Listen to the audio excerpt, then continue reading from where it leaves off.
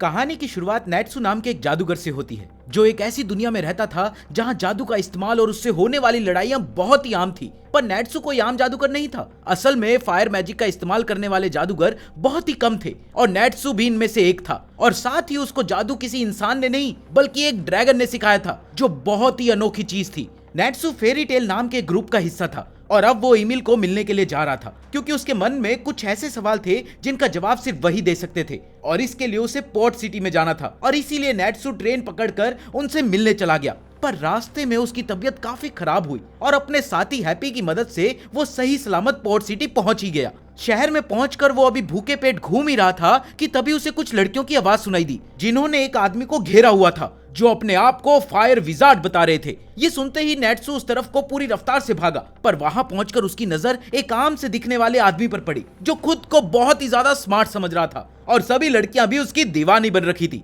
पर नेट्सू को उसमें कोई खास दिलचस्पी नहीं थी और उसका मानना था कि ये आदमी जादूगर कम और जोकर ज्यादा लग रहा था। पर नेट्सू की ये बात आसपास खड़ी लड़कियों को बिल्कुल पसंद नहीं आई और उन्होंने नेट्सू को पकड़कर पीटना शुरू कर दिया। पर तभी उस आदमी ने उन्हें रोककर नेट्सू को एक ऑटोग्राफ दिया। पर नेट्सू का कहना था कि उसे इस फालतू ऑटोग्राफ की कोई जरूरत नहीं थी और उसकी इसी बात ने लड़कियों को फिर गुस्सा दिला दिया और उन्होंने एक बार फिर से नेट्सू को पीटना शुरू कर दिया। इसके बाद उस आदमी ने सभी लड़कियों को अपनी पार्टी में इनवाइट किया जो कि वो क्रूज में करने वाला था और ये बोलकर वो वहां से चला गया। उधर लूसी नाम की एक लड़की नेट्सू के पास पहुंची और उसे थैंक यू बोला जिसके बाद वो नेट्सू को एक डब्बे में लेकर गई जहां पहुंचते ही नेट्सू और हैप्पी ने पागलों की तरह खाना खाना शुरू कर दिया। और वही लूसी ने बताया कि वो आदमी लड़कियों को बहकाने के लिए एक जादू का इस्तेमाल कर रहा था ताकि वो फेमस हो सके। पर नेट्सू की वजह से वो लड़की उस जादू से बच सकती थी और इसीलिए उसने नेट्सू और हैप्पी के सारे खाने का बिल भरने का फैसला किया। ऐसी लड़कियां हमें क्यों नहीं मिलती यार। अपने बारे में बताते हुए उसने बताया कि वो भी एक जादूगर ही थी और जल्द ही एक ग्रुप का हिस्सा बनना चाहती थी क्योंकि जब तक एक जादूगर किसी ग्रुप का हिस्सा नहीं बन जाता था तब तक उसे एक जादूगर नहीं माना जाता था और इसीलिए वो फेरी टेल को ज्वाइन करना चाहती थी। पर उसे इसके बारे में कोई आइडिया नहीं था और उधर नेट्सू का सारा ध्यान सिर्फ खाने पर था। इसीलिए लूसी बिल भरने के बाद वहां से चली गई।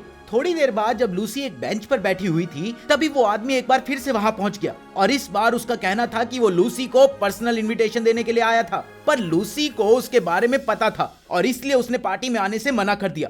पर लूसी को मनाने के लिए उस आदमी ने एक और झूठ बोला कि वो फेरी टेल के ग्रुप का मेंबर था और वो सिफारिश लगाकर लूसी को भी फेरी टेल का हिस्सा बनवा सकता था। ये सुनते ही लूसी की खुशी का ठिकाना नहीं रहा और वो तुरंत ही पार्टी में जाने के लिए तैयार हो गई। उसी रात नेट्सू और हैप्पी दूर खड़े होकर शिप पर चल रही पार्टी को देख रहे थे और नेट्सू को तो शिप को देखकर ही चक्कर आ रहे थे और वहीं दूसरी तरफ शिप पर उस आदमी ने लूसी से बात करते हुए उसे बेहोश करने की कोशिश करी। पर लूसी ने खुद को संभालते हुए उस आदमी को दूर रहने को कहा और तभी उसकी नजर बाकी लड़कियों पर पड़ी जो पहले से ही बेहोश हो चुकी थी और अब कुछ आदमी सभी लड़कियों को उठाकर कहीं ले जा रहे थे। अपने आप को मुसीबत में देखते ही लूसी ने अपनी जादू की चाबियां निकाल तो ली पर उस आदमी ने एक ही बारी में उन्हें लूसी से छीनकर पानी में फेंक दिया। लूसी को यकीन नहीं हो रहा था कि उसके सामने खड़ा आदमी फेरी टेल का हिस्सा था और अब फेरी टेल का हिस्सा बनने का उसका मन पूरी तरह से बदल चुका था। तभी छत तोड़ते हुए नेट्सू भी वहां पहुंच गया पर इससे पहले कि वो कुछ कर पाता शिप पर पहुंचते ही उसकी तबीयत फिर से खराब हो गई और वो नीचे गिर गया।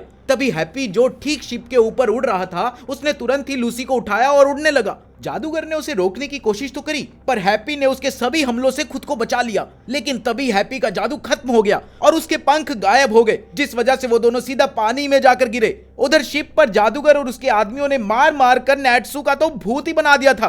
पानी में गिरते ही लूसी ने फटाफट से अपनी जादू चाबियां ढूंढी और एक चाबी की मदद से वाटर स्पिरिट को बुलाया जिसने बाहर आते ही लूसी को चाबी ध्यान से रखने की चेतावनी दी। इसके बाद लूसी ने वाटर स्पिरिट से शिप को किनारे पे ले जाने को कहा और ये सुनते ही स्पिरिट ने एक इतनी तेज लहर बनाई जिसने शिप के साथ साथ लूसी और हैप्पी को भी किनारे पर पहुंचा दिया और वो खुद इसके बाद गायब हो गई। किनारे पर पहुंचते ही नेट्सू शिप से बाहर निकला और उसने उस जादूगर को सब कुछ सच सच बताने को कहा पर जवाब देने के बजाय उसने अपने आदमियों को नेट्सू पर हमला करने के लिए भेज दिया जिन्हें नेट्सू ने एक ही थप्पड़ में नीचे गिरा दिया। नेट्सू का कहना था कि उसके खुद फेरी टेल से होने के बावजूद भी उसने कभी उस जादूगर को नहीं देखा था। ये सुनते ही लूसी हैरान रह गई और तभी हैप्पी ने उसे बताया कि असल में ये जादूगर एक छोटे से ग्रुप का हिस्सा था जो अवैध जादू की तस्करी किया करते थे। उधर अपने आप को मुसीबत में देखकर उस जादूगर ने एक फायर स्पेल इस्तेमाल करने की कोशिश करी, पर वो ये नहीं जानता था कि नेट्सू एक फायर विजार्ड था और उसने जादूगर का सारा जादू एक साथ ही निगल लिया। इसके बाद नेट्सू ने भी जवाब में उस पर हमला किया, जिसमें जादूगर के अलावा कोई और बच नहीं सका। नेट्सू किसी भी हालत में अपने ग्रुप का नाम खराब नहीं होने दे सकता था, इसलिए इस बार उसने जादूगर के हमलों से बचते हुए उस पर फिर से हमला किया। पर जादूगर ऐसे हार मानने वालों में से नहीं था और उसने एक बार फिर से नेट्सू पर एक मैजिक बॉल से हमला किया, जिसे नेट्सू ने एक ही बारी में निगल लिया और एक आखिरी बार नेट्सू ने फिर से उस पर हमला किया, जिससे वो बच नहीं सका। पर इस पूरी लड़ाई में शहर का काफी नुकसान हो गया था, जिस वजह से वहां की पुलिस नेट्सू के पीछे पड़ गई थी। इसलिए हैप्पी, नेट्सू और लूसी एक साथ वहां से भाग गए। इसके बाद वो तीनों सीधा फेरी टेल पहुंचे, जहां सभी लोग पार्टी कर रहे थे। पर नेट्सू ने अंदर घुसते ही अपने एक साथी को पीटना शुरू कर दिया, क्योंकि उसी ने ईमेल के बारे में उसे गलत जानकारी दी थी। और देखते ही देखते उस जगह पर मौजूद सभी फेरी टेल के मेंबर उस लड़ाई में कूद गए। ये सब देखकर लूसी काफी घबरा गई थी, पर तभी उसी ग्रुप की एक मेंबर मीरा ने उसे बताया कि अक्सर लड़ाई के दौरान ऐसा ही होता है। और जल्द ही मीरा भी नेट्सू द्वारा फेंके गए एक आदमी के नीचे आ गई। अब लड़ाई इतनी बढ़ चुकी थी कि सभी ने जादू का इस्तेमाल करना शुरू कर दिया था। पर तभी एक बहुत बड़ी परछाई उन सभी के बीच में आ गई और उसने सभी को शांत रहने को कहा, और ऐसा ना करने पर उसने नेट्सू को अपने पैर से कुचल दिया। इसके बाद उस परछाई की नजर लूसी पर पड़ी और उसने लूसी से फेरी टेल ज्वाइन करने के बारे में पूछा, और वो परछाई तुरंत ही एक छोटा सा आदमी बन गई, जिसका नाम था मैक, और वो फेरी टेल का लीडर भी था। मैक ने बड़े ही प्यार से लूसी का फेरी टेल में स्वागत किया। इसके बाद उसने बैल्कनी में कूदकर सब पर चिल्लाना शुरू कर दिया, क्योंकि फेरी टेल के सभी मेंबर्स जिस भी शहर में जाते थे वहां तोड़फोड़ मचा देते थे। और यही बताते हुए मैक ने सभी को कुछ कागज दिखाए, जिनमें मैजिक काउंसिल में उन सभी के खिलाफ करी गई कंप्लेंट्स थी। पर उन सबको रोकने की बजाय मैक ने सभी को अपने दिल की सुनने को कहा। उसका मानना था कि सभी जादूगर जंगली जानवरों की तरह होते हैं, जिन्हें काबू में नहीं रखा जा सकता था। इसके बाद लूसी को भी फेरी टेल का मार्क मिल गया और वो तुरंत ही नेट्सू की तरफ भागी, जो एक बोर्ड के सामने खड़ा होकर अपने अगले मिशन को ढूंढ रहा था। तभी एक बच्चा भागते हुए मैक के पास पहुंचा और उसने अपने पिता के बारे में पूछा, जो कई दिनों से गायब थे। मैक ने उसे वापस घर जाने को कहा, पर उस बच्चे का कहना था कि उसके पिता को 4 दिन पहले वापस आ जाना चाहिए था, और वो मैक के मुंह पर मुक्का मारकर वहां से भाग गया।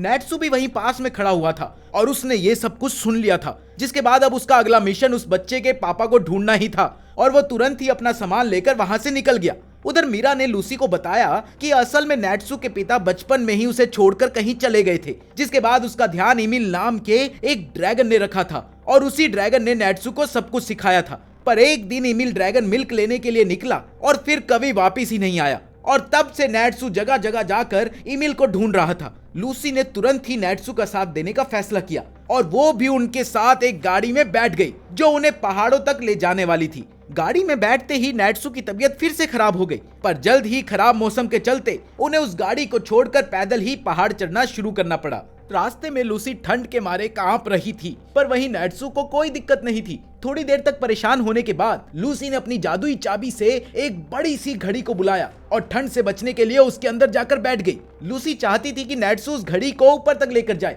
पर नेट्सू उसे वहीं पर छोड़कर आगे बढ़ गया। थोड़ा आगे जाकर नेट्सू ने उस बच्चे के पिता का नाम जोर से चिल्लाया, और उसी वक्त एक बंदर जैसे दिखने वाले राक्षस ने उस पर हमला कर दिया।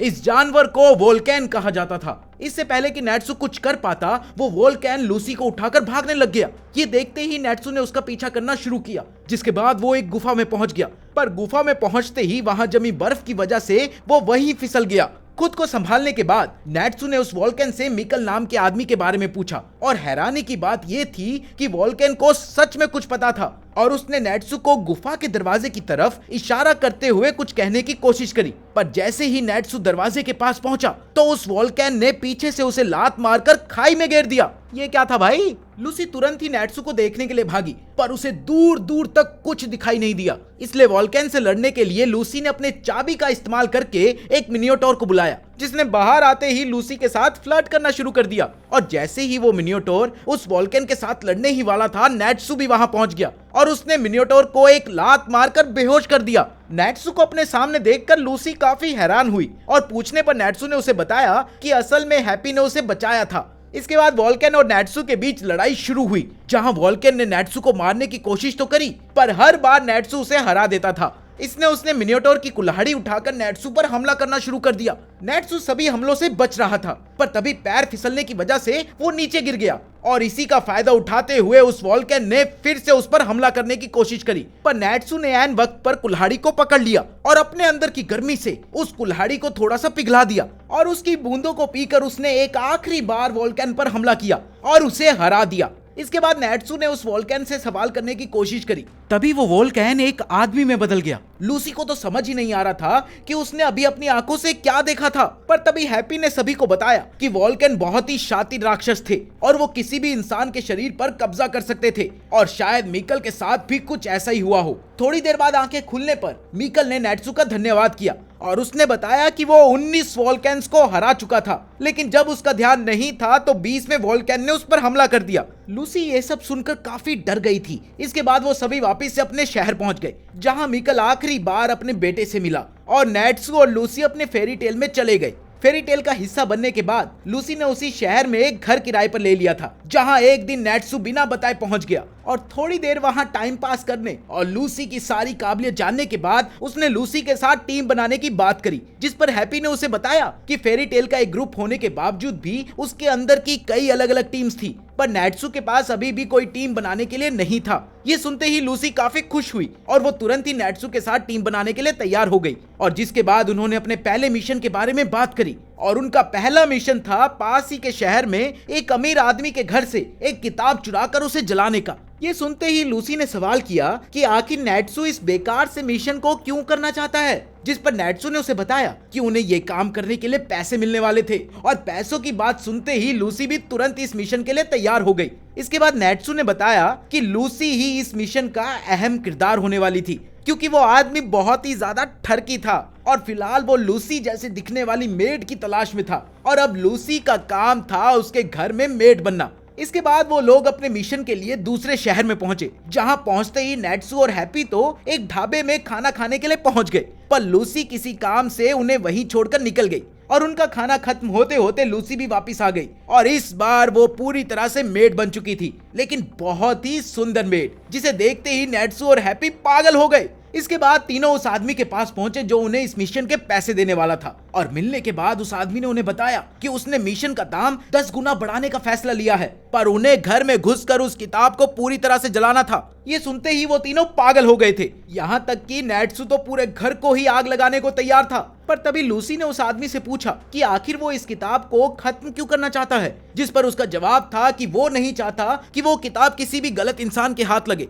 इसके बाद वो लोग उस आदमी के घर से निकलकर नौकरी मांगने के लिए गए, जहां लूसी काफी देर तक दरवाजे पर खड़े होकर आवाज लगाती रही, पर किसी ने भी दरवाजा नहीं खोला। लेकिन तभी जमीन के नीचे से एक बहुत ही बड़ी और मोटी औरत निकली और उसने लूसी से पूछा कि क्या वो यहाँ मेड की नौकरी के लिए आई थी। हाँ में जवाब देने पर उस घर का मालिक भी जमीन के नीचे से निकलकर बाहर आया और थोड़ी देर तक लूसी को घूरने के बाद उसने उसे नौकरी पर रखने से साफ मना कर दिया, क्योंकि उसके मुताबिक लूसी दिखने में बहुत ही बेकार थी और वो सिर्फ सबसे सुंदर लड़कियों को ही काम पर रखता था। उसके ये बात कहते ही जमीन के नीचे से कुछ काफी बदसूरत लड़कियां निकली जो उस आदमी के ऊपर चिपक गई। इसके बाद उस आदमी ने एक बार फिर से लूसी को बदसूरत कहा और वापस अपने घर में चला गया।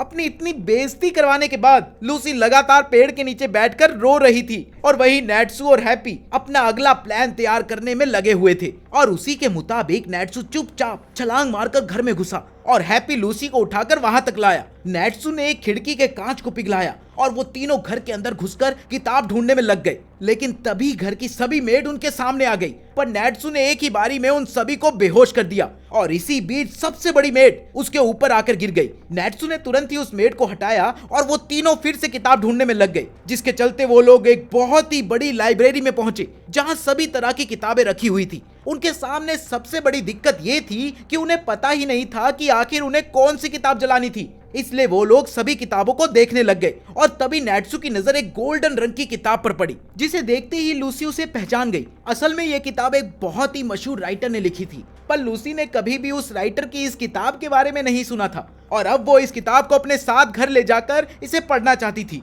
पर तभी नैट्सू ने उसे उनके मिशन के बारे में याद दिलाया। पर लूसी का मानना था कि यह किताब किसी बहुत बड़ी चीज की चाबी हो सकती थी और इसीलिए वो इसे जलाना नहीं चाहती थी। पर यह सुनने के बाद नैट्सू ने सीधा उसे बुक के साथ जलाने की धमकी दे दी। तभी उस घर का मालिक भी वहां पहुंच गया और उसने उन दोनों से पूछा कि क्या वो उसके घर में सिर्फ एक फालतू किताब के लिए घुसे थे। ये सुनने के बाद लूसी समझ गई थी कि उस आदमी को इस किताब के बारे में कुछ नहीं पता था और इसीलिए उसने उस आदमी से किताब साथ ले जाने के बारे में पूछा, जिस पर उसने फिर से लूसी को बदसूरत कहकर साफ मना कर दिया। अरे भाई, ये क्या चाहता है आदमी। लेकिन नैट्सू अभी भी लूसी से जलाने के लिए किताब मांग रहा था, जिस पर लूसी ने दोनों को चुपचाप खड़े रहने को कहा और वो खुद वहीं बैठकर किताब पढ़ने लग गई। उन दोनों से परेशान होने के बाद आखिरकार उस आदमी ने अपने किराए के गुंडों को आवाज लगाई और 2 आदमी उनके सामने आ गए। किताब पढ़ते हुए लूसी को एहसास हुआ कि उस किताब में कुछ सीक्रेट छुपे हुए थे और उसने नैट्सू को उन आदमियों का ध्यान रखने को कहा और खुद को एक कमरे में बंद करके फटाफट किताब पढ़ना शुरू कर दिया। उधर उस आदमी ने अपने गुंडों को नैट्सू को पीटने का ऑर्डर दिया और खुद लूसी के पीछे चला गया। नैट्सू ने जैसे ही उन आदमियों पर हमला किया तो उनमें से एक आदमी ने बड़ी आसानी से एक तवे से उस हमले को रोक दिया और नैट्सू को कहा कि वो उनसे कभी नहीं जीत सकता क्योंकि वो दोनों ही फायर विजार्ड को हराने में माहिर थे। इसके बाद उन्होंने नैट्सू पर हमला करके उसे दीवार तोड़कर दूसरे कमरे में फेंक दिया, पर नैट्सू फिर से खड़ा हो गया। इसके बाद उन दोनों ने फिर से नैट्सू पर हमला करने की कोशिश की, पर इस बार नैट्सू उनके हमलों से बच गया और उन्हें अपना पूरा जोर लगाने को कहा। जिसके बाद उन्होंने नैट्सू पर एक कंबाइन अटैक किया, जिसमें एक आदमी ने उस पर तवे से हमला किया और साथ ही दूसरे आदमी ने लात मारकर उसे जमीन में पटक दिया। लेकिन नैट्सू इस बार भी वापस अपने पैरों पर खड़ा हो गया। इसके बाद नैट्सू ने अपने फायर स्पेल से उन दोनों पर हमला किया, जिसके लिए वो पहले से ही तैयार थे और इसीलिए उन्होंने अपने तवे से उस पूरे जादू को अब्सॉर्ब करके वापस नैट्सू की तरफ भेज दिया। और अब उन्हें लग रहा था कि उन्होंने नैट्सू को खत्म कर दिया होगा, पर वो ये देखकर हैरान हो गए कि नैट्सू ने सारा जादू पी लिया था और अब उसने दुगनी ताकत से उन पर हमला किया, जिससे वो दोनों राख में बदल गए और इस सब में घर से धुआं निकलने लग गया। उन दोनों गुंडों को हराने के बाद नैट्सू हैप्पी और लूसी को ढूंढने लग गया, जो उस आदमी से लड़ने में लगी हुई थी। लूसी ने उस आदमी को हराने की बहुत कोशिश करी, पर उसने लूसी के हाथ मोड़कर उसे पीछे से पकड़ लिया और तभी हैप्पी ने लूसी के बचाव में आकर उस आदमी के मुंह पर लात मारी और जल्द ही हैप्पी का जादू खत्म होने की वजह से वो सीधा नाली में जाकर गिरा। उधर लूसी ने अपनी जादुई चाबी निकालकर उस आदमी को डराने की कोशिश तो करी, पर उसने इसके जवाब में जादू का इस्तेमाल करके जमीन से निकल कर उस पर हमला करना शुरू कर दिया। उस आदमी ने लूसी से बुक के अंदर छुपे राज के बारे में पूछा, पर लूसी ने उसे कुछ भी बताने से साफ इनकार कर दिया। इसके बाद उस आदमी ने बताया कि असल में उसने उस बुक के राइटर को उसके बारे में एक किताब लिखने को कहा था, जिसके लिए उसने साफ इनकार कर दिया और इसीलिए उसने राइटर को एक जेल में बंद करके उससे जबरदस्ती एक किताब लिखवाई जो बिल्कुल ही बेकार थी और इसीलिए उस किताब को कभी भी छापा नहीं गया था। पर लूसी का मानना था कि वो किताब जितनी दिखती थी उससे कई ज्यादा अच्छी थी। असल में वो राइटर भी एक विजार्ड ही था और उसने इस बुक को लिखने के लिए जादू का इस्तेमाल करा था और इसे सिर्फ वही पढ़ सकता था जो अपना पूरा ध्यान इस पर लगा सके। ये सुनते ही वो आदमी काफी डर गया। उसे लगा कि शायद राइटर ने उसके खुफिया मिशन के बारे में बुक में लिखा था और इसीलिए उसने एक बार फिर अपनी पूरी जान लगाकर उस बुक को छीनने की कोशिश करी, जिसमें वो नाकाम रहा। इसके बाद आखिरकार लूसी ने अपनी चाबी से एक विजार्ड को बुलाया, जिसके हाथ में कैंचियां थी और जो खुद को एक केकड़ा समझता था। उधर उस आदमी के पास भी जादुई चाबियां थी और उसने भी उनका इस्तेमाल करके अपनी उसी बड़ी मेड को बुलाया, पर इस बार उसके साथ नैट्सू भी वहां पहुंच गया, जिसे इस तरह से आते देख लूसी बहुत हैरान हुई। सवाल करने पर नैट्सू ने जवाब दिया कि उसने मेड को पकड़ लिया था, जिस वजह से वो उसके साथ वहां पहुंच गया। नैट्सू ने जैसे ही मेड के ऊपर से छलांग लगाई तो उस मेड ने नैट्सू पर हमला करने की कोशिश करी, जिससे वो आसानी से बच गया और उसने फायर स्पेल से उस मेड को खत्म कर दिया। और वहीं लूसी ने उस आदमी को पकड़कर क्रैबमैन के पास फेंका, जिसने अपनी कैंचियों से उसे एक हेयर कट दे दिया। उस आदमी को हराकर वो लोग उस घर के गिरने से पहले वहां से निकलकर अपने कॉन्ट्रैक्टर के पास पहुंचे, जो किताब को देखकर काफी हैरान हुआ क्योंकि उसने किताब को जलाने को कहा था। पर लूसी ने उसे बताया कि वो जानती है कि वो कॉन्ट्रैक्टर ही उस किताब के राइटर का बेटा था और वो किताब उसी के बारे में लिखी गई थी, लेकिन वो ये समझ नहीं पा रही थी कि आखिर वो उसे जलाना क्यों चाहता है। जिस पर उस आदमी ने उन्हें बताया कि एक दिन उसके पिता अचानक से गायब हो गए और 3 सालों बाद लौटने पर उन्होंने बताया कि उन्होंने हाल ही में दुनिया की सबसे घटिया किताब लिखी थी और अब इसके बाद वो कभी कुछ नहीं लिखना चाहते थे और इसीलिए उन्होंने अपना एक हाथ काट लिया, जिसके बाद उन्हें हॉस्पिटल में एडमिट कराया गया। पर उनका बेटा अभी भी उनसे गुस्सा था, क्योंकि वो 3 साल तक गायब थे और थोड़ी ही देर बाद उनकी मौत हो गई। पर काफी लंबे समय तक वो अपने पिता से नाराज ही रहा और कुछ समय बाद उसने उनके लिए कुछ करने का फैसला किया और इसीलिए वो इस किताब को खत्म करना चाहता था। पर लूसी ने एक आखिरी बार कॉन्ट्रैक्टर को उस किताब को खोलने को कहा और कॉन्ट्रैक्टर के किताब खोलते ही किताब के सभी अक्षर रीअरेंज हो गए। असल में वो किताब सिर्फ एक लेटर थी जो राइटर ने अपने बेटे के लिए लिखी थी। ये देखते ही वो आदमी रोने लग गया और नेट्सू ने कॉन्ट्रैक्टर को बताया कि उसे उन्हें कोई पैसे देने की जरूरत नहीं थी क्योंकि उन्होंने अपना काम पूरा नहीं किया था और ये बोलकर वो वहां से जाने लगा। पर लूसी ये देखकर हैरान थी कि नेट्सू इतने बड़े इनाम को मना कैसे कर सकता है। पर नेट्सू ने उसे चुपचाप वहां से चलने को कहा और बाद में उसे बताया कि असल में वो आदमी बहुत ही गरीब था और उसने एक बहुत बड़े घर को किराए पर लिया था क्योंकि कोई भी उसके इस काम को करने के लिए तैयार नहीं था। इसके बाद वो दोनों वापस अपने घर के लिए निकल गए और रास्ते में थकने के बाद लूसी ने फिर से अपनी घड़ी को बुला लिया ताकि वो आराम से उसमें बैठ के जा सके। तभी उन्हें झाड़ियों के पीछे से कुछ आवाज आई और नेट्सू बिना कुछ सोचे लड़ाई करने के लिए उसमें कूद गया। पर असल में उन झाड़ियों के पीछे कोई दुश्मन नहीं बल्कि फेरी टेल का एक और जादूगर था जिसका नाम था ग्रे और वो बाथरूम जाने के लिए जगह ढूंढ रहा था क्योंकि भाई आप जब घर से बाहर हो और आपको बाथरूम लगी हो तो आप झाड़ियां ही देखते हो। थोड़ी देर लड़ने के बाद ग्रे ने उन दोनों को जल्दी घर चलने को कहा क्योंकि ईजर फिर से फेरी टेल में आने वाली थी। ईजर का नाम सुनते ही लूसी बहुत खुश हुई क्योंकि ईजर फेरी टेल की सबसे ताकतवर जादूगर में से एक थी। पर वहीं नेट्सू और ग्रे का मानना था कि वो बस एक चुड़ैल थी कि तभी वहां एक बहुत बड़ा धमाका हुआ और धुएं के हटने के बाद उन्होंने देखा कि कुछ लोगों ने हैप्पी को पकाने के लिए उल्टा लटका रखा था। नेट्सू और ग्रे ने तुरंत ही उन पर हमला कर दिया पर उनमें से एक ने नेट्सू को अपने सैंड मैजिक में फंसा लिया। दूसरी तरफ ग्रे ने लूसी से हैप्पी को बचाने को कहा और उसने बिना किसी पर ध्यान देते हुए बाकी दुश्मनों को हराना शुरू कर दिया। पर तभी उनमें से एक आखिरी आदमी पर जादुई बॉल थी पर असल में वो कोई जादूगर नहीं था बल्कि एक ज्योतिष था जिसे ग्रे ने बड़ी ही आसानी से हरा दिया। साथ ही नेट्सू ने सैंड मैजिक को तोड़कर उन लोगों पर एक आखिरी हमला करके उन सभी को पेड़ के साथ बांध दिया। पर इससे पहले कि उनसे कोई सवाल पूछ पाता एक परछाई एक झटके में उन सभी को उठाकर ले गई। घर पहुंचने के बाद नेट्सू पैसे कमाने के बारे में सोच रहा था ताकि वो अपने खाने का खर्चा पूरा कर सके और तभी लूसी को भी अपने घर के किराए के बारे में याद आया और वो बोर्ड पर जाकर पैसे कमाने के लिए मिशन ढूंढने लग गई। लेकिन ज्यादातर मिशंस उसकी काबिलियत से बाहर थे। इसके बाद मीरा लूसी को यह समझाने लग गई कि कैसे सभी ग्रुप्स एक साथ अच्छाई के लिए काम किया करते थे और वहीं दूसरी तरफ नेट्सू और ग्रे आपस में बहस कर रहे थे और इसी बीच एक आदमी ने लूसी के साथ फ्लर्ट करने की कोशिश तो करी पर लूसी ने उसे अपनी जादुई चाबियां दिखाकर भगा दिया। इधर ग्रे और नेट्सू के बीच की बहस चल ही रही थी कि तभी एक आदमी ने अंदर आकर सबको बताया कि ईजर उसकी तरफ ही आ रही है और ये सुनते ही कमरे का माहौल पूरी तरह से बदल गया। इसके कुछ ही देर बाद एक लड़की बड़े से दांत के साथ उस कमरे में आई और उसने ग्रुप लीडर के बारे में पूछा जिस पर मीरा ने जवाब देते हुए उसे बताया कि लीडर फिलहाल एक मीटिंग में बिजी थे और वो उनके लिए मैसेज छोड़कर जा सकती है। कुछ लोगों ने उस बड़े दांत के बारे में पूछा तो ईजर ने जवाब में उन्हें बताया कि हाल ही में उसने एक बहुत बड़े राक्षस को हराया था जिससे खुश होकर गांव के लोगों ने उस राक्षस का दांत उसे तोहफे में दिया था। इसके तुरंत बाद ही उसने सभी को डांटना शुरू कर दिया और उसका कहना था कि हाल ही में उसे फेरी टेल की काफी बुराई सुनने को मिल रही थी कि कैसे फेरी टेल के लोग जगह जगह जाकर तबाही मचा रहे थे और वो एक के बाद एक सभी को डांटती गई। पर जैसे ही उसकी नजर नेट्सू और ग्रे पर पड़ी तो दोनों ने ही एक दूसरे का खास दोस्त होने का नाटक करना शुरू कर दिया। लूसी ये देखकर काफी हैरान थी पर तभी मीरा ने उसे बताया कि असल में ईजर ने ग्रे और नेट्सू का मार मार कर भूत बनाया हुआ था और इसीलिए वो हमेशा ईजर के सामने तमीज से पेश आते थे। इसके बाद ईजर ने नेट्सू और ग्रे को बताया कि लीडर के बिजी होने की वजह से इस बार उसे मिशन में ग्रे और नेट्सू की मदद चाहिए थी। ये सुनते कमरे में खड़े सभी लोग हैरान रह गए क्योंकि ईजर हमेशा ही अकेले मिशंस पर जाती थी पर इस बार वो मदद मांग रही थी। उधर नेट्सू और ग्रे एक दूसरे को नफरत से देख रहे थे पर उन दोनों में ही ईजर के सामने कुछ बोलने की हिम्मत नहीं थी। अगली सुबह नेट्सू, ग्रे और लूसी स्टेशन पर ईजर का इंतजार कर रहे थे और अब भी नेट्सू और ग्रे आपस में बहस ही कर रहे थे और थोड़ी ही देर बाद ईजर भी वहां पहुंच गई। पर वो अकेली नहीं थी, उसके साथ था उसका बहुत सारा सामान और उसे देखते ही नेट्सू और ग्रे ने फिर से अच्छे दोस्त होने का नाटक शुरू कर दिया। ईजर ने उन दोनों पर ध्यान न देते हुए लूसी से उसके बारे में पूछा और अभी वो बात कर ही रहे थे कि नेट्सू ने ईजर को मिशन के बाद एक लड़ाई के लिए चैलेंज कर दिया क्योंकि अब उसका मानना था कि वो ईजर से भी ज्यादा ताकतवर बन चुका था।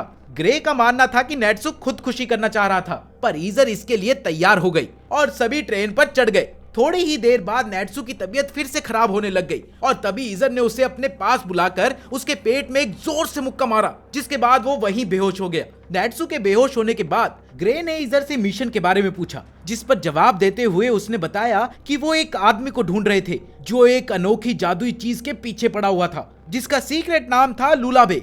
उन्हें इस चीज के बारे में कोई जानकारी नहीं थी, पर एक दिन जब ईजर एक बार में बैठी हुई थी तो उसने कुछ आदमियों की बातें सुनी, जिसमें उसने एक बहुत ही फेमस क्रिमिनल का नाम सुना जो पहले एक ग्रुप का हिस्सा था, पर अपनी गैर कानूनी हत्याओं के चलते उसे ग्रुप से निकाल दिया गया था, जिसके बाद उसने एक अपना ही ग्रुप बनाकर क्राइम करना शुरू कर दिया। ईजर का कहना था कि उसे उस वक्त चीज ठीक से समझ नहीं आई, वरना वो उसी वक्त उन आदमियों को पकड़ लेती, पर उसे इस काम के लिए नेट्सू और ग्रे की मदद चाहिए थी। स्टेशन पर पहुंचने के बाद वो लोग अपने मिशन की ही बात कर रहे थे, जिस बीच वो नेट्सू को पूरी तरह से भूल गए, जो अभी भी ट्रेन में ही था और ट्रेन अपने अगले स्टेशन के लिए निकल गई थी। उधर ट्रेन में नेट्सू अभी भी सो रहा था कि तभी उस पर एक आदमी की नजर पड़ी, जो एक फेरी टेल के जादूगर को उस ट्रेन में देखकर बहुत हैरान था। पर इससे पहले कि नेट्सू कुछ बोल पाता, उस आदमी ने सीधा उसके मुंह पर एक लात मार दी, जिसकी वजह से नेट्सू अपने पूरे गुस्से के साथ नींद से जाग गया और उस आदमी को मजा चखाने के लिए उसने अपनी शक्तियों का इस्तेमाल करने की कोशिश करी, पर अपनी बीमारी की वजह से वो ये कर ही नहीं पाया। वहीं दूसरी तरफ उस आदमी ने अपने काले जादू से नेट्सू को उठाकर जमीन पर पटक दिया, पर तभी अचानक से ट्रेन एकदम से झटके से रुक गई, जिस वजह से वो दोनों नीचे गिर गए और इसी बीच उस आदमी के कोट से अजीब से दिखने वाली एक बांसुरी भी बाहर गिरी। ट्रेन रुकने की वजह से नेट्सू अब फिर से अपनी शक्तियों का इस्तेमाल कर सकता था और ऐसा ही करते हुए उसने अपने फायर स्पेल का इस्तेमाल किया, जिसे वो आदमी चाहकर भी रोक नहीं पाया।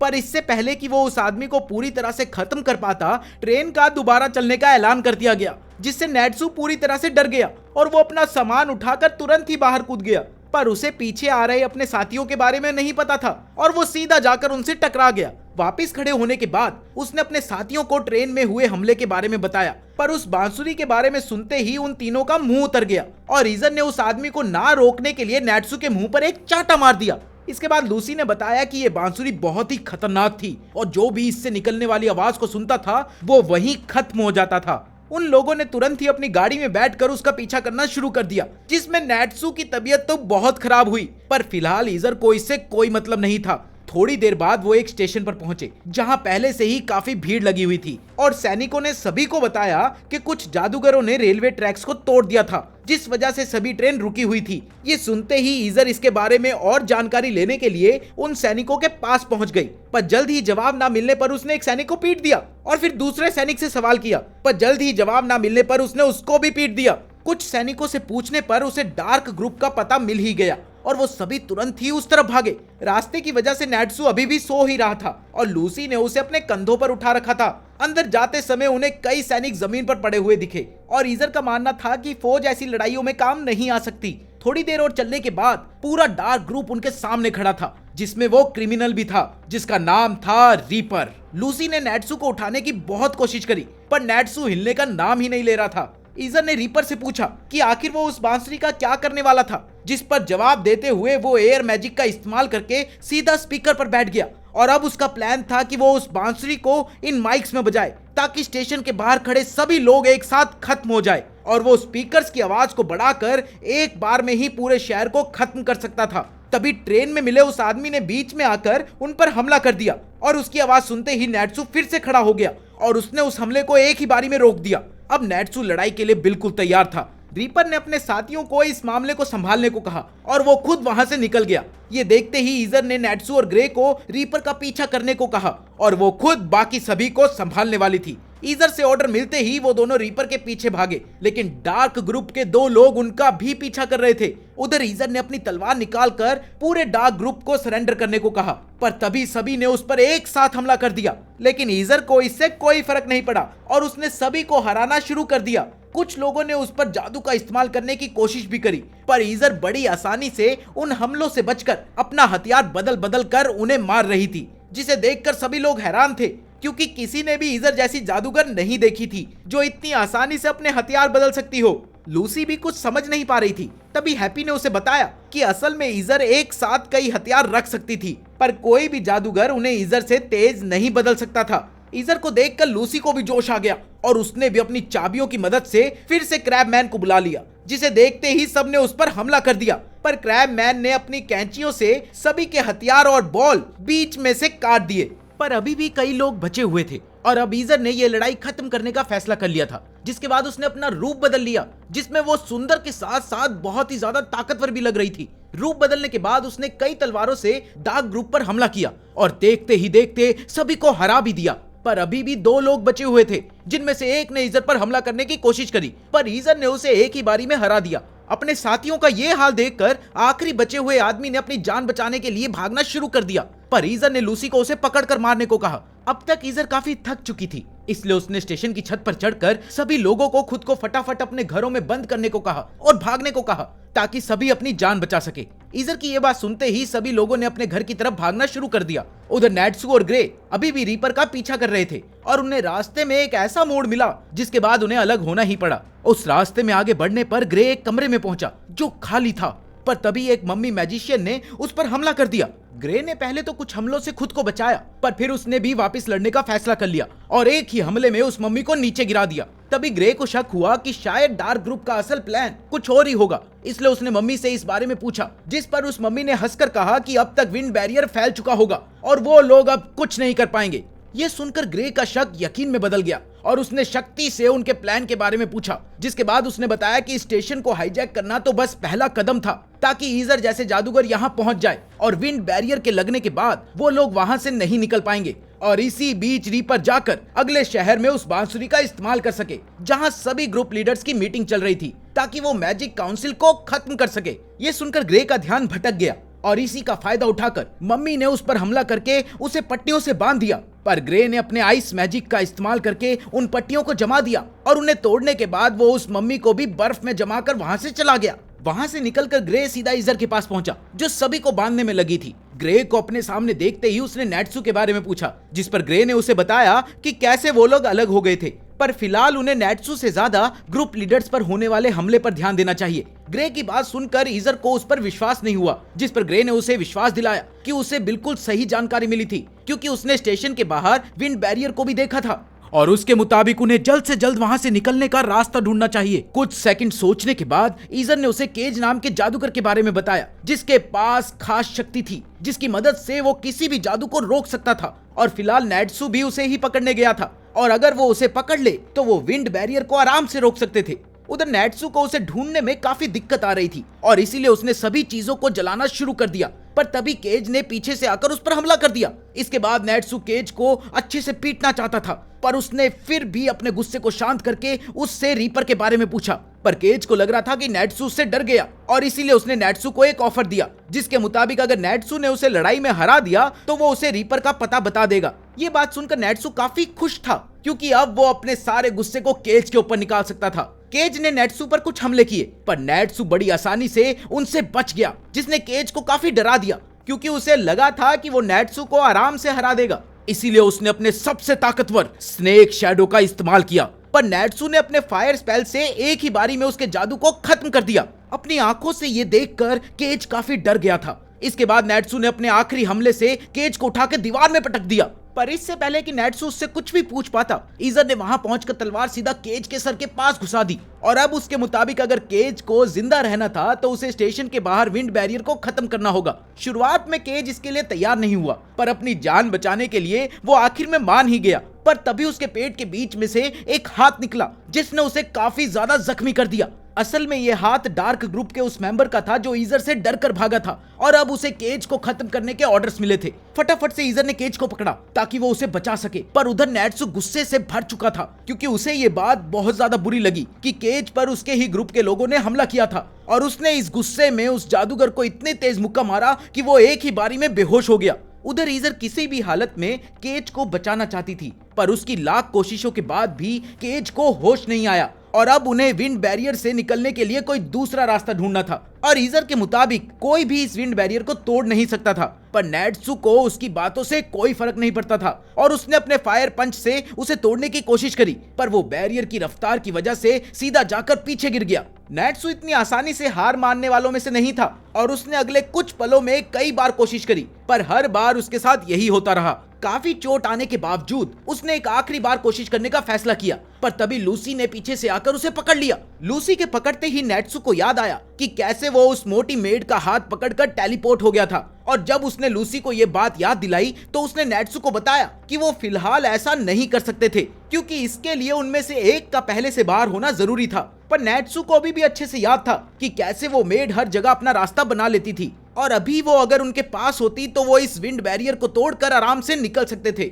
तभी हैप्पी ने एक चाबी देते हुए उन्हें बताया कि असल में उस लड़ाई के बाद उस मेड ने हैप्पी से लूसी की टीम ज्वाइन करने की बात करी थी, क्योंकि फिलहाल उसके पास कोई भी मास्टर नहीं था। ये बात सुनते ही वो सब बहुत खुश हुए, और फिर लूसी ने उस चाबी की मदद से उस मेड को बुलाया, जो बिल्कुल भी पहले की तरह नहीं दिख रही थी, बल्कि अब वो एक बहुत ही सुंदर लड़की के रूप में थी, जिसे देखकर नेट्सू और लूसी काफी हैरान थे। पर ग्रे को समझ नहीं आ रहा था कि आखिर वो दोनों इतना हैरान क्यों थे, और इसी को दूर करने के लिए उस मेड ने उन्हें वापस से अपना रूप बदल कर दिखाया। असल में वो अपने मास्टर की पसंद का रूप ले सकती थी। लूसी से ऑर्डर मिलने के बाद उस मेड ने तुरंत ही जमीन के नीचे से एक रास्ता बनाकर उन सबको स्टेशन से बाहर निकाल दिया। पर बाहर पहुंचकर उन्होंने देखा कि नेट्सू और हैप्पी वहां नहीं थे। असल में बाहर निकलते ही नेट्सू ने हैप्पी को अपने सारे जादू की मदद से रीपर का पीछा करने को कहा, जिसके बाद हैप्पी एक रॉकेट की रफ्तार से उड़ा और वो सीधा रीपर के साथ जाकर टकरा गया। नीचे गिरने के बाद हैप्पी पूरी तरह से थक चुका था, पर उसने नेट्सू का काम काफी आसान कर दिया था। उधर रीपर ने नेट्सू के ऊपर हमला करने की कोशिश करी, पर नेट्सू ने बड़ी आसानी से उसके हमले को रोककर उसके ऊपर वापस से हमला किया। पर रीपर भी इस हमले से बच गया और वो नेट्सू की शक्तियों से काफी डर गया था, और तब उसने रिस्क न लेते हुए वहां से भागने का फैसला किया। इसीलिए उसने नेट्सू को खाई में गिराने के लिए उसे एक टोर्नेडो स्पेल में फंसा दिया, जिसमें नेट्सू के सर में कई सारी चोटें आई और वो उस स्पेल से निकलने के तरीके के बारे में सोचने लग गया। तभी उसे याद आया कि माइकल ने एक बार उसे बताया था कि वो अपनी फायर स्पेल को कभी भी बदल सकता था, ताकि वो किसी भी चीज को कंट्रोल कर सके, और उसने इसी चीज का इस्तेमाल करके टोर्नेडो को आग लगा दी और फिर वापस से पटरी पर आ गया। इसके बाद उसने रीपर पर फायर ब्रीथ से हमला किया, जिसे रीपर ने पूरी अपनी ताकत लगाकर रोक दिया। नेट्सू की ताकत को देखने के बाद रीपर अब अपनी पूरी जान लगाने वाला था, और नेट्सू भी इससे पीछे नहीं हटने वाला था। तभी रीपर ने अपने आसपास एक हवा का कवच बना लिया, जिसे नेट्सू ने अपनी आग से तोड़ने की कोशिश तो करी, पर तेज हवाओं के चलते उसकी आग वहीं बुझ गई। तभी रीपर ने नेट्सू को अपनी हार मानने को कहा, क्योंकि उसके मुताबिक वो उसके विंड मैजिक को कभी नहीं हरा सकता था। इसके बाद रीपर ने नेट्सू पर कई हमले किए, जिनसे नेट्सू बच तो गया, पर उसके पास अभी भी रीपर के जादू का जवाब नहीं था और उसकी हर कोशिश नाकाम साबित हो रही थी। इसके बाद रीपर ने नेट्सू को खत्म करने के लिए एक आखिरी हमला किया, जिसे नेट्सू रोक नहीं पाया और वो सीधा जमीन पर गिर गया। रीपर नेट्सू की शक्तियों को देखकर काफी हैरान था, क्योंकि आज तक कोई भी उसके इस जादू को सहन नहीं कर पाया था। इससे पहले कि रीपर नेट्सू को पूरी तरह से खत्म कर पाता, वो एक बार फिर से उठ गया और उसने रीपर के कवच को तोड़ने की एक और कोशिश करी, पर हर बार की तरह वो कामयाब नहीं हो पाया। इससे गुस्सा होकर नेट्सू ने रेलवे ट्रैक्स को उड़ाना शुरू कर दिया, और नेट्सू के गुस्से की वजह से उसके आसपास आग लग गई, जिसके चलते धीरे धीरे रीपर की हवा की रफ्तार कम होना शुरू हो गई। हैप्पी समझ गया था कि नेट्सू की आग की वजह से ही रीपर की हवा कम हो रही थी, और इसीलिए उसने नेट्सू को और उकसाने के लिए उससे कहा कि अगर उसकी जगह ग्रे होता तो वो आसानी से रीपर को हरा देता। और ये बात सुनते ही नेट्सू गुस्से से पागल हो गया, और साथ ही उसके आसपास की आग भी बढ़ गई, और देखते ही देखते रीपर के आसपास से हवा पूरी तरह गायब हो गई। इसके बाद नेट्सू ने रीपर को एक मुक्का मारा, जिसे वो सपने में भी रोक नहीं सकता था, और वो उस एक ही मुक्के से जमीन पर गिर गया। थोड़ी ही देर बाद ईज़र, लूसी और ग्रे भी वहां पहुंच गए, और उनके साथ केज भी था, जो रीपर को उस हालत में देखकर काफी हैरान था और उसे विश्वास नहीं हो रहा था कि उनके ग्रुप के सबसे ताकतवर जादू को नेट्सू ने अकेले हरा दिया था। ईज़र ने उन्हें बताया कि वो लोग जल्द से जल्द जाकर ग्रुप लीडर्स को इस हमले के बारे में बताएंगे, पर इससे पहले कोई इसका जवाब दे पाता, केज उनकी गाड़ी और उसकी बांसुरी को उठाकर वहां से भाग गया। सभी ने उसका पीछा तो किया, पर वो उनसे पहले ही मैक के पास पहुंच गया, जो उस वक्त एक जंगल में किताब पढ़ रहे थे। अपने सामने मैक को देखकर केज को लगा कि शायद ये उसके लिए बिल्कुल ठीक मौका होगा, और उसने मैक के लिए बांसुरी बजाने की बात करी। मैक का मानना था कि वो बांसुरी दिखने में बेहद ही बदसूरत थी, पर केज को इन बातों से कोई फर्क नहीं पड़ता था, और मैक को मनाने के लिए उसने कहा कि एक जादूगर के लिए बांसुरी बजाना उसके लिए बहुत ही बड़ी बात होगी। जिसके बाद मैक उसकी बांसुरी सुनने के लिए तैयार हो गया। उसी वक्त नेट्सू और उसके साथी भी वहां पहुंच गए, पर बाकी ग्रुप मास्टर्स ने उन्हें वहीं रुककर तमाशा देखने को कहा। उधर मैक ने पूरे कॉन्फिडेंस से केज को बांसुरी बजाने को कहा, पर मैक की आंखों को देखने के बाद केज का मन बदल गया और अब उसे बांसुरी बजाने में कोई दिलचस्पी नहीं थी और उसने वो बांसुरी वहीं नीचे फेंक दी। पर नीचे गिरते ही वो बांसुरी खुद से ही चालू हो गई और उसने अपने बाकी साथियों को बुलाकर एक बहुत बड़ा रूप ले लिया और अब उसका इरादा दुनिया से सभी इंसानों को खत्म करने का था। सभी जादूगर इतने बड़े राक्षस को देखकर काफी हैरान थे और वहीं पास में एक आर्मी जा रही थी जिसने राक्षस को देखते ही उस पर हमला कर दिया। पर राक्षस ने अपने एक ही हमले से पास के पहाड़ को धूल में बदल दिया, जिसे देखकर वो पूरी आर्मी वहां से भाग गई। ये देखने के बाद ईज़र ने नेट्सू और ग्रे को साथ में लड़कर उस राक्षस को हराने को कहा, पर नेट्सू और ग्रे ये काम अकेले करना चाहते थे। पर ईज़र के एक बार कहने पर वो दोनों इस काम के लिए तैयार थे, क्योंकि उन दोनों में ही ईज़र से बहस करने की हिम्मत नहीं थी। इसके बाद उन तीनों ने एक साथ उस राक्षस पर हमला किया, जिसमें ईज़र ने अपना रूप बदलकर तलवार से हमला किया, तो ग्रे ने अपने आइस स्पाइक से और वहीं नेट्सू ने अपने फायरी पंच से। इस सब के बाद वो राक्षस काफी ज्यादा गुस्सा हो गया था और उसने उनके ऊपर एक हमला किया, जिसे उन लोगों ने आराम से डोज करके वापस राक्षस पर हमला कर दिया। इस सब से परेशान होकर उस राक्षस ने बांसुरी का इस्तेमाल करने का फैसला किया ताकि वो ये लड़ाई एक ही बारी में खत्म कर सके। इसलिए उसने एक लंबी सी सांस लेकर बांसुरी बजाना शुरू किया। पर जादूगरों के हमलों की वजह से उस राक्षस के शरीर में कई छेद हो गए थे, जिस वजह से वो अब बांसुरी नहीं बजा सकता था। इस बात ने उस राक्षस को काफी परेशान कर दिया और उसने चीजें उठाकर उनके ऊपर फेंकना शुरू कर दिया। पर नेट्सू और ग्रे ने एक कवच बनाकर सभी को बचा लिया, जिसके बाद उन्होंने उस राक्षस को खत्म करने के लिए आखिरी हमला किया, जिस पर ईज़र और ग्रे ने राक्षस पर कई हमले किए और फिर नेट्सू ने उसे खत्म करने के लिए एक फायर बॉम्ब का इस्तेमाल किया, जिसके बाद वो राक्षस पूरी तरह से गायब हो गया। पर इस सब में वहां एक बहुत बड़ा गड्ढा हो गया था और साथ ही कई सारे पहाड़ भी खत्म हो गए थे। वहां खड़े सभी लोग इन जादूगरों की शक्तियों से काफी खुश थे और साथ ही हैरान भी। इसके बाद सभी अपने ग्रुप मास्टर को कंधे पर बिठाकर वहां से निकल गए और जब आखिरकार उन्होंने डार्क ग्रुप को हरा ही दिया था तो नेट्सू ने ईज़र को वादे के मुताबिक एक लड़ाई के लिए चैलेंज किया और इस लड़ाई को देखने के लिए सभी लोग इकट्ठे हो रखे थे। कुछ लोगों ने ईज़र की जीत पर शर्त लगाई थी तो कुछ ने नेट्सू की। नेट्सू आखिरी बार ईज़र से बचपन में लड़ा था और तब से ही उसने अपने ऊपर काफी मेहनत करी थी और इसीलिए कुछ लोगों को लगता था कि इस बार वो ईज़र को आराम से हरा देगा। दूसरी तरफ ईज़र लड़ाई के लिए पूरी तैयार थी और वो भी नेट्सू पर कोई रहम नहीं खाने वाली थी, इसलिए उसने अपना एक और रूप बदला जो फायर मैजिक के खिलाफ काम करता था। पर नेट्सू को इससे कोई फर्क नहीं पड़ता था। उसने तुरंत ही ईज़र पर हमला कर दिया, जिसे ईज़र ने बड़ी आसानी से रोककर नेट्सू पर दोबारा हमला कर दिया। नेट्सू भी इसके लिए तैयार था और वो भी इस हमले से बच गया। इससे परेशान होकर नेट्सू ने एक बार फिर अपने फायर स्पेल का इस्तेमाल किया, पर ईज़र ने उसे अपने तलवार से रोक लिया। इससे पहले वो लड़ाई को आगे बढ़ा पाते वहां मैजिक काउंसिल की तरफ से पीप नाम का एक फ्रॉग पहुंच गया, जो वहां ईज़र को अरेस्ट करने के लिए आया था, क्योंकि ईज़र ने डार्क ग्रुप से लड़ाई के दौरान ट्रेन स्टेशन और कई जगह को पूरी तरह से तबाह कर दिया था। सभी लोग ये सुनकर काफी हैरान थे, पर उनमें से कोई भी मैजिक काउंसिल के सामने कुछ नहीं कर सकता था। पीप ईज़र को अरेस्ट करके वहां से चला गया और बाकी सभी लोग ग्रुप बिल्डिंग के अंदर आकर बैठ गए। पर नेट्सू इतनी आसानी से हार मानने वाला नहीं था, इसलिए वो ईज़र का रूप लेकर मैजिक काउंसिल में घुस गया और अब उसका कहना था कि उसी ने ईज़र का रूप लेकर सारी तबाही मचाई थी और इस सब में ईज़र का कोई भी हाथ नहीं था। उसकी इस हरकत की वजह से उसे ईज़र के साथ एक ही कमरे में बंद कर दिया गया। ईज़र ने उसे बेवकूफ कहते हुए बताया कि उसका अरेस्ट बस एक दिखावा था, ताकि सभी लोगों को लगे कि मैजिक काउंसिल किसी के साथ भेदभाव नहीं करती थी और असल में उसको कुछ घंटों में आजाद किया जाना था। पर अब नेट्सू की बेवकूफी की वजह से उन दोनों को ही जेल में रात काटनी पड़ेगी। नेट्सू की बेवकूफी के बावजूद भी ईज़र को यह बात बहुत अच्छी लगी कि नेट्सू ने उसे बचाने की कोशिश करी। अगले दिन जेल से छूटने के बाद नेट्सू ने ईज़र को फिर से लड़ाई के लिए चैलेंज किया, पर ईज़र अब उससे लड़ना नहीं चाहती थी। पर फिर भी नेट्सू ने उसके ऊपर एक हमला करने की कोशिश करी, जिसके जवाब में ईज़र ने उसे एक ही बारी में बेहोश कर दिया। ये देखकर सभी लोग काफी हैरान थे। सभी लोग ये देखकर हंस ही रहे थे कि तभी मैक ने बताया कि उसे नींद आ रही है और ये बात सुनते ही सभी तुरंत ही सो गए, पर सिर्फ मैक ही जागता रहा। और तभी एक आदमी कमरे के अंदर आ गया और मिशन बोर्ड से एक कागज लेकर वहां से निकल गया। उस आदमी के बाहर जाते ही सभी लोग वापिस उठ गए, पर लूसी को समझ नहीं आ रहा था कि अभी उसकी आंखों के सामने ये क्या हुआ। तब मीरा ने उसे बताया कि ये काम मिस्टोगन नाम के एक जादूगर का था, जो उनके ग्रुप का सबसे ताकतवर जादूगर भी था।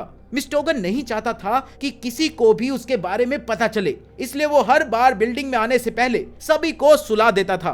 और सिर्फ मैक और लक्सस ने ही आज तक उसका चेहरा देखा हुआ था। लक्सस भी फेरी टेल के सबसे ताकतवर जादूगरों में से एक था। लक्सस के बैल्कनी में आते ही नेट्सू ने उसे भी लड़ाई के लिए चैलेंज किया, पर लक्सस ने एक ही बारी में उसके इस चैलेंज को मना कर दिया और उसका मानना था कि अगर नेट्सू ईजर को नहीं हरा सकता तो वो उसे सपने में भी नहीं हरा पाएगा। पर नेट्सू इतनी जल्दी हार मानने वाला नहीं था और उसने लक्सस को फिर से चैलेंज करते हुए सेकंड फ्लोर पर छलांग लगाने की कोशिश करी। पर तभी मैक ने अपने जादुई हाथ को लंबा करके नेट्सू को जमीन में पटक दिया और उसे बताया कि अभी वो सेकंड फ्लोर पर जाने के लायक नहीं हुआ था। ये सुनकर लूसी ने मीरा से इस रूल के बारे में पूछा तो उसने बताया कि सेकंड फ्लोर पर एक बोर्ड लगा हुआ था जो सिर्फ 5 लोगों के लिए था, जिसमें ईजर, मिस्टोगन और लक्सस थे।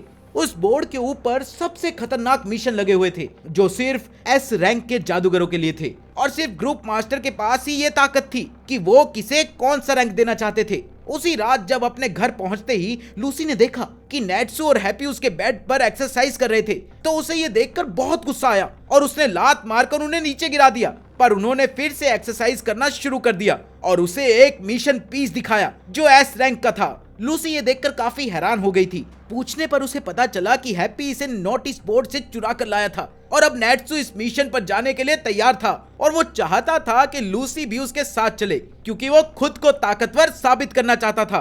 पर लूसी ने इसके लिए साफ मना कर दिया क्योंकि उसके मुताबिक ये एक फालतू की बातें थी। पर नेट्सू हार मानने वालों में से नहीं था और उसने अकेले ही जाने का फैसला किया और खिड़की से छलांग मार दी। नेट्सू के जाने के बाद लूसी ने एक बार फिर उस मिशन के बारे में पढ़ा जिसमें लिखा हुआ था कि इस मिशन को पूरा करने वाले को एक स्पेशल चाबी मिलेगी। ये पढ़ते ही लूसी का मन बदल गया और वो तुरंत ही नेट्सू का साथ देने के लिए उसके पीछे भागी। उधर पूरा ग्रुप परेशान था और उन्हें समझ नहीं आ रहा था कि आखिर करे क्या, क्योंकि नेट्सू अब मिशन पर निकल चुका था। मैक ने लक्सस से नेट्सू को वापस लाने की बात कही, जिस पर लक्सस ने साफ मना कर दिया और उसके मुताबिक वो नेट्सू जैसे किसी बेवकूफ को बचाने के लिए अपना समय बर्बाद नहीं करना चाहता था। मैक के मुताबिक कोई ताकतवर ही नेट्सू को वापस ला सकता था, जिसे सुनते ही ग्रे के अंदर का शक्तिमान जाग गया और उसने तुरंत ही इस जिम्मेदारी को लेने का फैसला किया। उधर नेट्सू और लूसी एक पोर्ट टाउन में पहुंच गए थे। वो दोनों ही काफी खुश थे और लूसी के मुताबिक उन्हें अब एक बोट पर बैठकर आइलैंड पर पहुंचना था, पर नेट्सू का मानना था कि उन्हें तैर कर जाना चाहिए। लूसी ने उसकी बात को ठुकराते हुए सभी नाव वालों से पूछना शुरू कर दिया, पर सभी ने उस आइलैंड पर जाने से साफ मना कर दिया। ये सुनकर नेट्सू काफी खुश था और उसके मुताबिक उन्हें तैर कर ही जाना चाहिए था। पर तभी ग्रे ने पीछे से आकर उन दोनों को पकड़ लिया। उसने उन्हें बताया कि वो उन्हें वापस ले जाने के लिए आया था और उन्हें वापस जाते ही ग्रुप से निकाल दिया जाएगा। ये बात सुनते ही लूसी काफी डर गई थी, पर नेट्सू को कोई फर्क नहीं पड़ा और उसने ग्रे से बहस करना शुरू कर दिया कि तभी एक नाव वाले ने उनसे पूछा कि क्या वो लोग जादूगर हैं और उस आइलैंड को श्राप से मुक्त करवाने के लिए आए थे, जिस पर नेट्सू ने तुरंत ही हामी भरी, जिसे सुनते ही वो नाव वाला उन्हें आइलैंड पर ले जाने के लिए तैयार हो गया। पर ग्रे उन्हें इतनी आसानी से नहीं जाने देने वाला था, इसलिए नेट्सू ने उसे बेहोश करके नाव में बैठा दिया। जब तक ग्रे को वापस होश आया तब तक नेट्सू समुद्र में उल्टियां मार रहा था। तभी उस नाव वाले ने उन्हें बताया कि कोई भी उस आइलैंड की तरफ जाना पसंद नहीं करता था और वो कब से किसी ऐसे को ढूंढ रहा था जो उस आइलैंड पर जाकर उसे श्राप से आजाद करवा सके। श्राप के बारे में पूछने पर उस नाव वाले ने कोई जवाब नहीं दिया और चुपचाप अपने हाथ आगे कर दिए जो किसी राक्षस के हाथ की तरह थे। लूसी उस हाथ को देखकर काफी डर गई थी और थोड़ी ही देर बाद उस नाव वाले ने उस आइलैंड की तरफ इशारा करते हुए उन्हें बताया कि वो लोग अपनी मंजिल पर पहुंचने ही वाले हैं। जैसे ही वो चारों आइलैंड की तरफ देखकर पीछे मुड़े तो उन्होंने देखा कि वो नाव वाला गायब था। इससे पहले कि वो कुछ समझ पाते एक बहुत ऊंची लहर पीछे से आकर उन्हें अपने साथ ले गई। अगली सुबह उन चारों की आंख आइलैंड पर ही खुली और किस्मत से वो सभी बिल्कुल ठीक थे। नेट्सू ये देखकर बहुत खुश था और लूसी ने उस पोस्टर को निकाल कर पढ़ा कि उस आइलैंड में एक गांव था और उसी गांव के मुखिया ने ये पोस्टर जारी किया था, इसलिए उन्हें सबसे पहले जाकर उसी से मिलना था। ग्रे ने उन्हें रुकने को कहा, पर नेट्सू का कहना था कि वो उन्हें अब वापस नहीं ले जा सकता था क्योंकि अब तो उनके पास नाव भी नहीं थी। पर ग्रे ने अब तक अपना मन बदल लिया था और अब वो उनके साथ काम करने वाला था क्योंकि वो किसी भी हाल में नेट्सू जैसे बेवकूफ को खुद से ऊपर नहीं निकलने दे सकता था।